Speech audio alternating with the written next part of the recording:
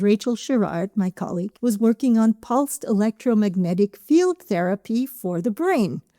Now, I never heard of it, but she knew that I worked on magnetic fields and cryptochromes, and she initiated collaboration to see whether these therapeutics, so we're talking about weak pulsed magnetic fields that people have just been using by accident for like 50 years, and which have certain therapeutic effects like for pain and inflammation and arthritis. I mean, it's documented that they're helpful. It's like sort of an alternative medicine thing. She said, they were using it on mice and they showed nerve recovery.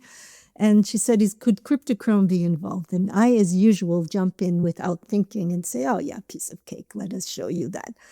But of course, I picked a good system, which is cell culture. You pick a very homogeneous system, where you don't have this problem of organisms and complex systems. I'm looking in a cell, a single cell.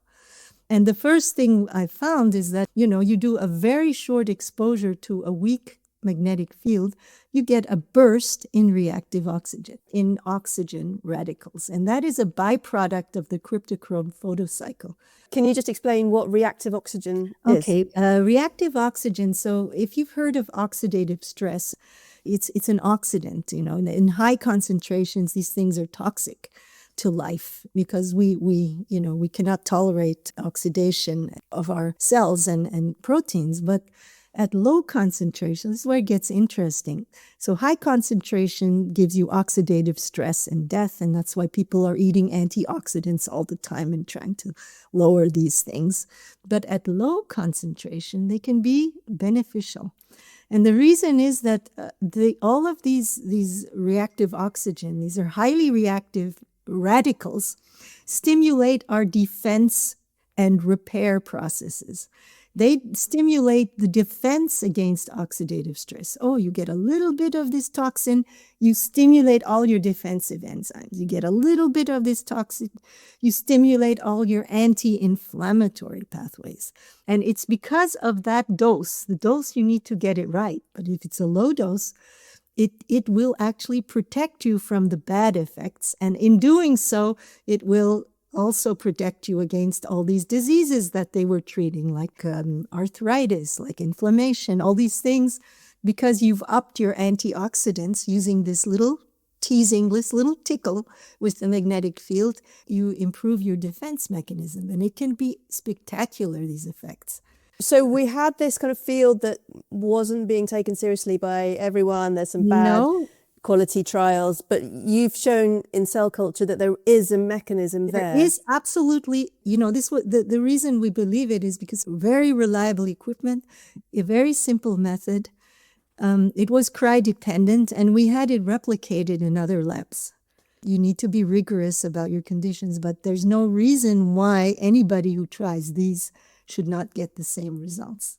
What I can say for sure is that there's a burst in reactive oxygen. It's cry-dependent. We actually looked at far as inflammation of the lung here. We were able to show that even in lung cells, you have this massive inflammation. You can knock it down in a matter of days with the right dose, targeted magnetic fields. Why? Because you're stimulating all these cellular repair pathways.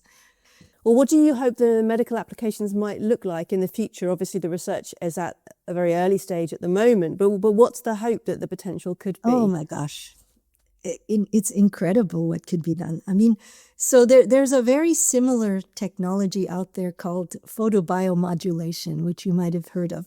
And it's using light instead of magnetic fields. I mention it now because it's a little more advanced, I think, than the magnetic field stuff.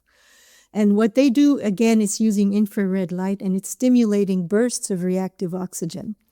And it is incredibly effective for things like inflammation. There are diseases like sepsis, like COVID, the cytokine storms. It's actually what we got interested in for COVID, where there's no good treatment. There's, you cannot take drugs, really. There's side effects, and you can't target it. Whereas with these devices, you can target the tissue you want. You can stimulate just for a few minutes once in a while, so there's no side effects. You can knock down inflammation of the lung, for example, this COVID thing, within 4 days. We have now done this with animal trials, with rats, and we are going to start human trials, not for COVID, which is over, but pneumonia. So for things like acute inflammation, magnetic fields are better because they penetrate better. They're harder to use now because you need to get the dose right. But eventually, you should be able to treat inflammation. It should also be helpful for cancer. I don't say that by itself it can cure cancer, but as an adjunct. So I think that if you combine these approaches with drugs, you can transform medicine.